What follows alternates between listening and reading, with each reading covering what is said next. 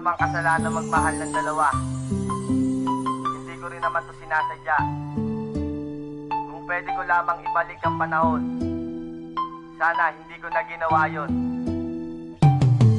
Kasalanan ba ng taong magmahal ng dalawa? Kasalanan rin ba nating magmahal ng iba? Bakit ba tayo ganito, hindi kontento sa isa? Meron nga bang pagkukulang upang humanap ng iba? Kaya ngayon pakinggan nyo ang daloy ng aking buhay, tungkol sa dalawang babaeng minahal ko ng sabay. Inibig ko ng tunay, ito'y parehas at pantay, pero hiling ko lang naman sanay huwag kayong mag-away. Umpisa ang mga to nang ako ay napatambay. May nakita akong babae at siya sa akin sumabay. Tinanong aking pangalan at kinuha aking number. Di ko sukat akalain puso niya sa akin ay hyper. At sumapit na ang araw na maging magkasintahan, magkasama araw-araw at sabay pang maghapunan. Ngunit meron diskusyon na sa amin ay bumangga. Yun ay nabuntis ko siya kaso hindi pa ko handa. Kasalanan bang magmahal ng dalawa?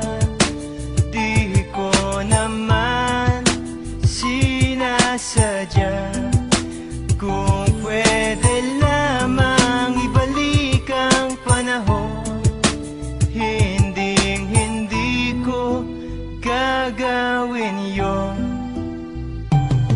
May dumating na okasyon, birthday ng isa kong pinsan. Nagpunta ako doon at kami ay naginuman. Ang dami mga bisita, kaibigan at mga tropa. Ang dami ring babae at baklang mga paronda. At may tropang dumating, may daladalang babae. Ito'y napakaganda, ang pula na mga labi. Yung tuloy ay nabigane, ang isang katulad ko agad-agad ang nilapitan. Isip ko ay tuliro at may epekto na ang alak dito sa aking sarili. Di na ako nahihiya at di na mapakali. Palakasan ng loob, agad akong nagpakilala. Hay salamat, buti na lang di niya ako dinedma. Isang tanong, isang sagot, ito na aking banatan. Bumigay na siya, agad di niya ako pinahirapan. Di rin sumagi sa aking isip na ako ay may asawa. At pagising sa umaga, doon ko lang ito naalala. Kasalanan bang magmahal ng dalawa?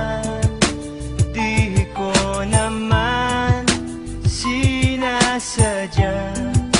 Kung pwede lamang ibalik ang panahon, hindi ko gagawin yon.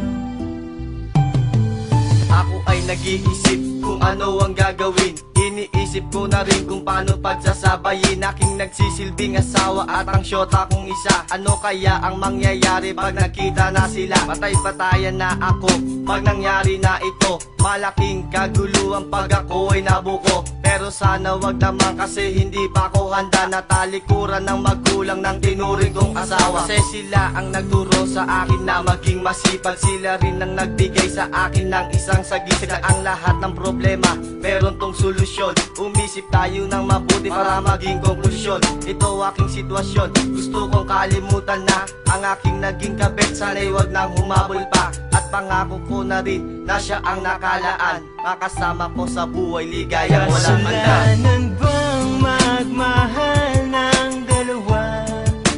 Di ko naman sinasadya. Kung pwede lamang ibalik ang panahon, hindi ko gagawin yon. Kasalanan bang magmahal ng dalawa? Di ko naman sinasadya. Kung pwede lamang ibalik ang panahon, hindi ko gagawin yon.